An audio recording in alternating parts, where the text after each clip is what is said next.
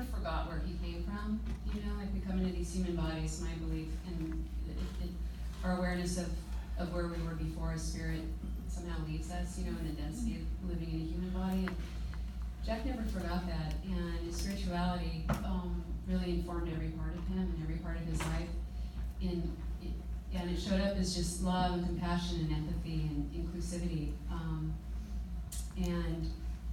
And I don't want to eulogize him because he was 23 and he was also arrogant and, you know, stubborn will and impulsive and funny and intelligent and a beautiful smile. He was 6'3" and just quite strikingly handsome.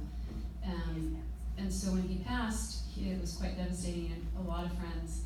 And his best friend Josh wrote this for his memorial. And Josh is a scientist and Jack, you know, was all ethereal. Between the two of them, they were able to just really support each other in those parts that like, anyway, sorry, I'm still detailizing, but Josh was able more than anybody to actually get Jack's thoughts down on paper and put language to it, because Jack thought so broadly, he had a really hard time speaking his deepest thoughts. And so what Josh wrote really came from hours and hours and hours of conversation. And Josh wrote it sort of biblically as he spoke to at his memorial, because it was a great teaching for him, Josh. And so I want to read that to you.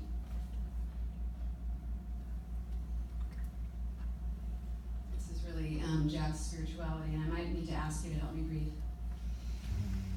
And my tears aren't grief, it's just humility and just the deepest gratitude that this beautiful being chose me to be his mother. And that has been my greatest teacher, and that I would do very well in this life to emulate him. And also this tattoo that I have right here. It's the heart chakra. It's called the Anahata, and Jack actually got this tattoo when he was 20. And it's love, compassion, empathy, and the interconnection of all of life. And I have his ashes in this tattoo and the ink. And there are me and 9 of his friends, actually. There are 9 other people out there that have this in honor of Jack. So, okay, teachings of Jackson. And so these trips to visit Jack at his home in Los Angeles became times of great learning. An unspoken understanding that was not of teacher and student, but of human and human, as new life grew between us and new ideas developed. Jack spoke to me, unsure of his words, but certain of his knowledge, saying, "The world has no room for hate, only for compassion and love for all of God's people. For to cast hate onto others is to cast hate unto oneself, for we are all one consciousness, a reflection of not only God's infinite love, but of God itself. There is no separation of that which he has made from that which he is, and to accept God is to accept one another. Accepting a place on this earth from the moment you are born, you are a vessel for expression of love and care for all that cross your path. And this is your mission and my mission, and we must not be distracted by the negative influences in this life." Weeks continued on, with each weekend spent in that small studio on Gordon Street, a humble domain for such lessons, but the thoughts were uncontained nonetheless. Jack lived and interacted simply, choosing to surround himself with easels and paint rather than lavishness, but that brought him his serenity, and he explained.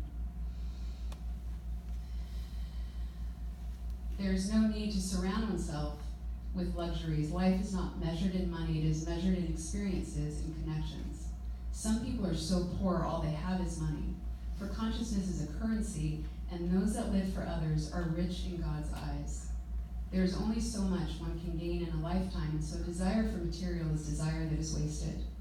When the soul goes on after this life, only connection and karma remain with you.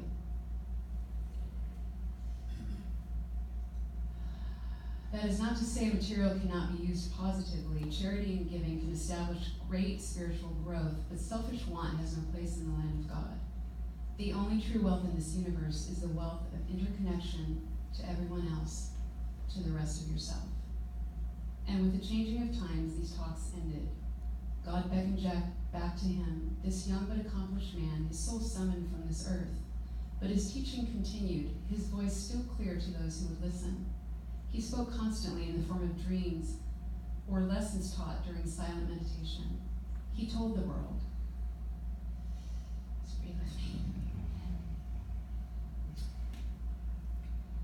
He told the world, "Fear not, for loss is only an extension of love, and the connection between souls is never broken."